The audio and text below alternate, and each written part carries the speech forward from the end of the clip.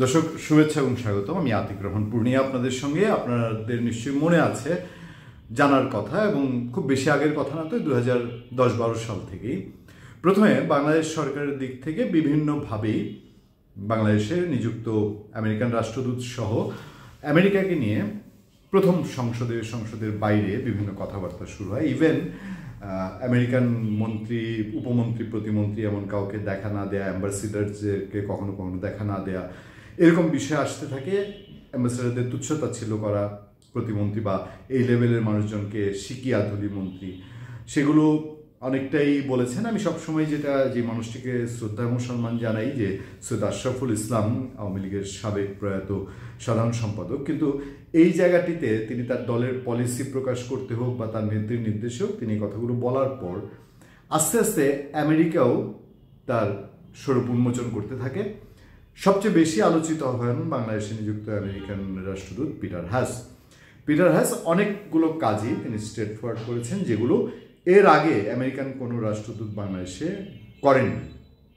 তিনি পলিটিক্যাল যে ইস্যুগুলো আছে সেই ইস্যুগুলোতে তিনি কথা বলেছেন। তিনি বাংলাদেশের নির্বাচন নিয়ে খোলাখুলি কথা বলেছেন, মুভ করেছেন, প্রচুর মানুষের সঙ্গে মিটিং করেছেন, পলিটিক্যাল, ব্যবসায়ী, সুশীল সমাজ, তাদের সঙ্গে মিটিং করেছেন, ওপেনলি মিটিং করেছেন।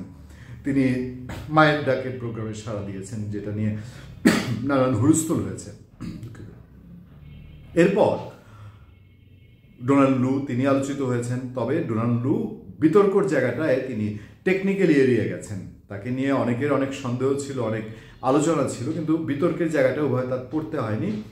যাই হোক, 5 আগস্টের পট পরিবর্তনের পরে আমেরিকা অনেকটাই কৌশলী হয়ে যায় এই জায়গায়। তাদের এখানে যখনই যা প্রশ্ন গেছে, তারা সেটাকে খুব কৌশলী উত্তর দিয়েছে। হ্যাঁ, আমরা দেখছি, বাংলাদেশের দিকে নজর রাখছি, সেরকম একটা বিষয়।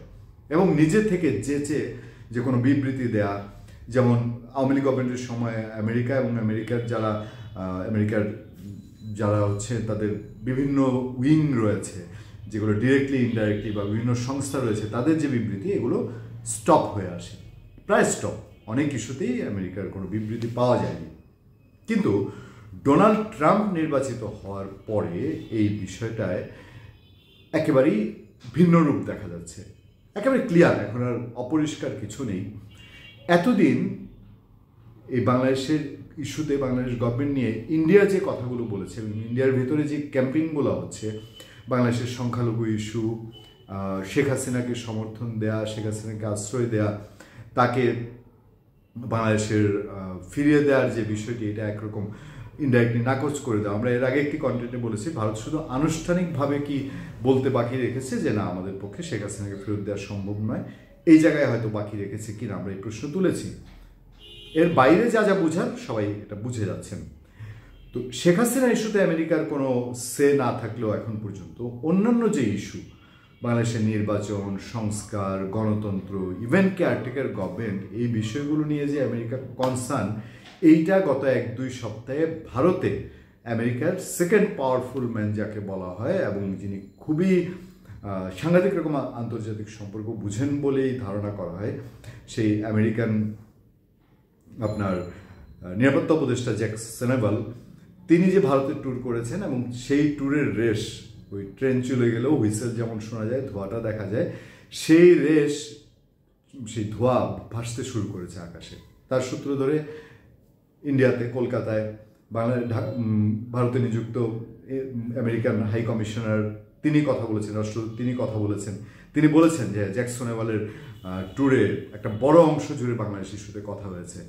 এরপরে জ্যাক সেনেভাল তিনি নিজেও জানিয়েছেন কথা হয়েছে তারা বাংলাদেশের সরকার হটান নিয়ে, এবং সেসবের মধ্যে দিয়ে আবার উঠে এসেছে যে আমেরিকা বাংলাদেশের সংখ্যালঘু ইস্যুতে খুব কনসার্ন, তারা সবার নিরাপত্তা চায়, বাংলাদেশের গণতন্ত্র এবং আগামী নির্বাচনের দিকে তারা নজর রাখছে। পাশাপাশি বাংলাদেশের সহিষ্ণু বাংলাদেশ তৈরিতে ইন্ডিয়া এবং আমেরিকা একযোগে কাজ করতে চায়।